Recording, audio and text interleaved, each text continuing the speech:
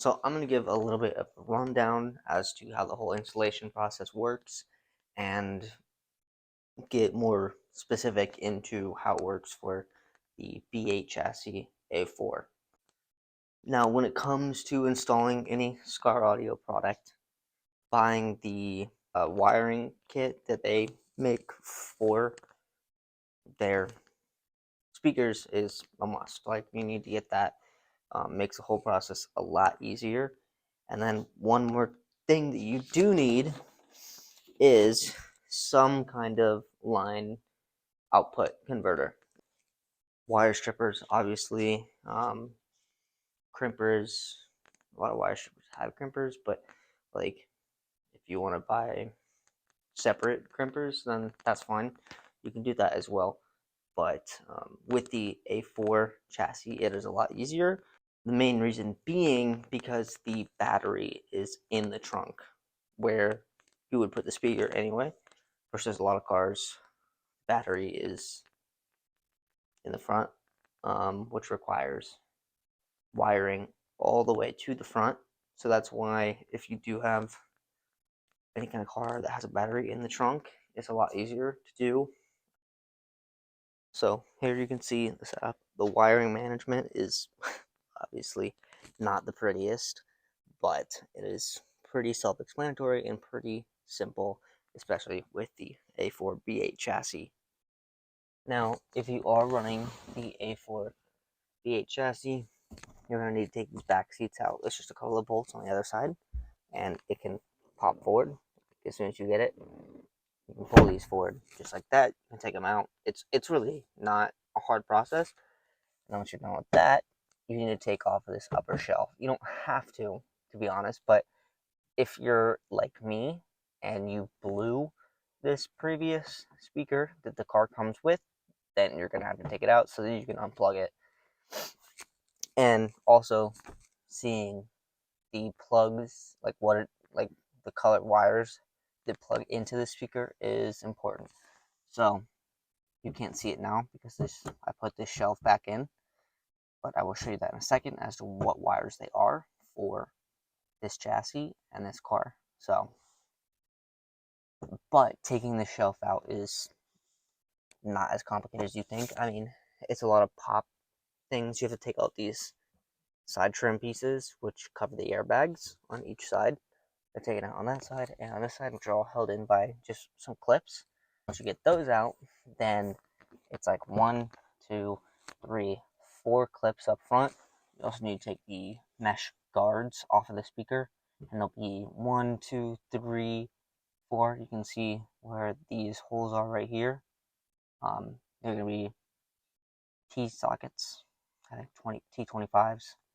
And there's one more on this side up there. And once you do that and you pop out these 4 clips, you just lift this up, like you pop it out and you start wiggling it a little bit forward. And then once it scoots forward enough, you have to have these out, like completely out.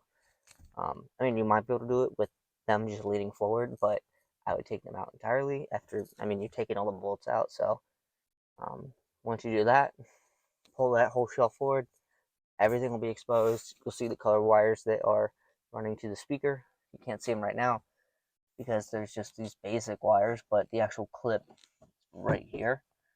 And I blew the speaker, so I unplugged it and just needed to see the color wire. So this isn't even plugged in anymore. I could honestly take it out if I wanted, but that's like just kind of the setup process and then accessing into here. Now you will need to cut away of this plastic or like fabric wrapping, and you cut away of it, and then you'll need to find the 2 wires that are connected to the speaker up top, which is, to be more specific, this guy. But mine is completely blown. So, connected to that speaker is a white and yellow wire, like this, and a brown and yellow wire, like this.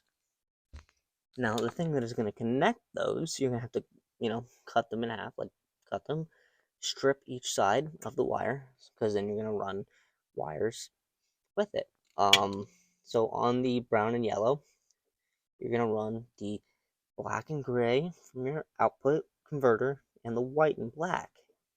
And on the yellow and white cable, you're gonna run the white and gray cable. And then on this guy, your black cable, right? This is the cable that comes with the wiring set. So the black cable is your, I believe, negative, yellow here, and the black goes to the blue and white, and the yellow goes to the solid blue. But once you get everything stripped, connected, like I said, just buy some crimpers. You can get heat shrink ones. This is a heat shrink one. Um, this one is a crimped one. It really depends on how secure you want to be or whatever your preference is. It doesn't matter. Um, but and then you have your AC cables that go into line output. But this is mainly what you need to focus on is this black and yellow. So we'll close this guy back up. I'm not worried about cable stuff right now. So as you can see, it leads out here, right? And it plugs in with your power. Now, to get into more specific details, when we have that black spliced in with the white and blue, that goes to your negative power. And then your positive power is the solid blue with the thick blue cable as well, and positive. So that's what's going to run from your module all the way down to the battery, which is where you connect it. So as you can see, we have this. It comes with the pieces you need. This also connects us to the fuse as well. You just want to run the blue wire through the entire thing, right? Through the fuse. So cut the blue wire in half and then connect it to this fuse that is provided with the kit. And then the black wire is your ground, right? So you're going to ground that just like so. Blue power comes in up here, and then the black connects to blue and white, and blue connects to solid blue. And then you also have your speaker cables. So your speaker cables are self-explanatory. They're very long. I didn't need this much, but that's what it comes with. I'd rather be safe than sorry. So you're obviously gonna run the white and blue, like this one right here, to the negative on the far left. This is just how I do it, to the far left, and the solid blue to the positive on the far right. If you have more speakers than one, put those in there as well. But I like to keep them spaced out. You run this all the way. This has so much. You splice the ends of this and literally just push down on these tabs, shove the wire in, and then it secures itself fine. So that's pretty much like all the complicated stuff. And then obviously you plugged your AC cables into your line output converter. Those are just going to plug straight into the back of this speaker here, or this module, and then the actual wiring kind of goes up here. And that's really it. Once you get all that sorted and do everything I said you do, I mean, like, it might depend on what car you have.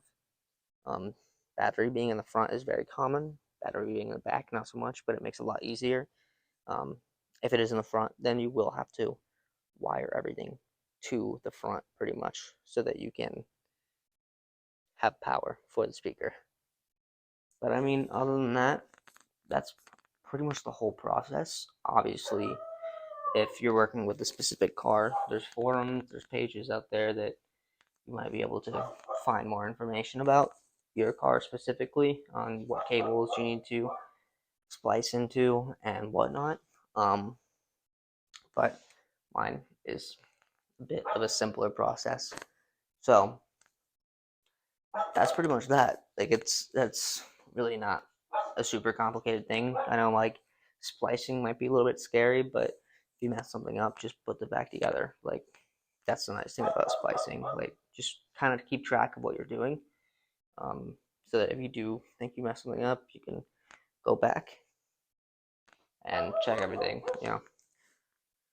But another thing too is as soon as you get your speaker, don't like you want to keep the gain on the module all the way down, because if you have that thing up a bit and it's, you know, your bass is bumping or whatever, you need to give your subwoofer a bit of time to stretch itself out. So about 10 to 12 hours of louder music play without gain on the module.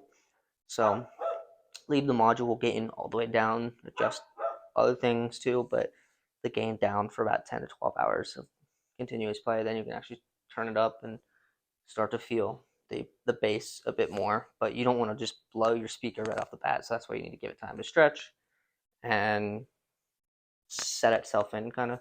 So, but that's pretty much it. I hope you guys enjoyed this video. If you have any questions or concerns or comments or whatever, just leave them down below. We'll try to answer as best we can. But yeah, it's simple and install.